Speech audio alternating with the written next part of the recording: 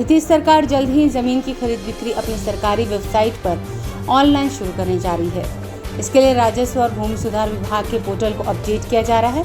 अब जमीन मालिक अपनी जमीन का ब्यौरा राजस्व एवं भूमि सुधार विभाग के पोर्टल पर डालेंगे और खरीदार भी अपनी जरूरत के हिसाब से पोर्टल पर बताएंगे कि उन्हें कितना जमीन खरीदना है। राजस्व और भूमि सुधार विभाग ने इसका प्रस्ताव तैयार कर लिया है। बिहार सरकार की सहमति मिलने के बाद इस नई व्यवस्था को जल्द ही लागू कर दिया जाएगा।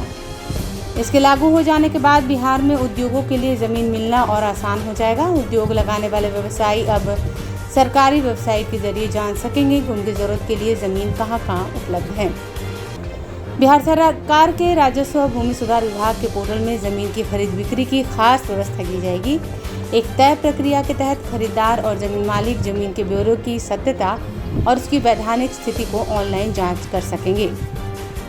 जमीन पर कोई विवाद है कि नहीं या जमीन बेचने वाला वाकई में उस जमीन का असली हकदार है कि नहीं, ये सारी जानकारियां भी वेबसाइट पर राजस्व एवं भूमि सुधार विभाग उपलब्ध कराएगी। खरीदार ऑनलाइन रिकॉर्ड के आधार पर जमीन की सही कीमत को भी आंक सकेंगे। जमीन की स्थिति और जमीन कितनी है यह भी वेबसाइट पर उपलब्ध होगा। इसमें खास बात यह होगी कि खरीदार लोकेशन के हिसाब से अपनी ज़रूरतें बताएंगे।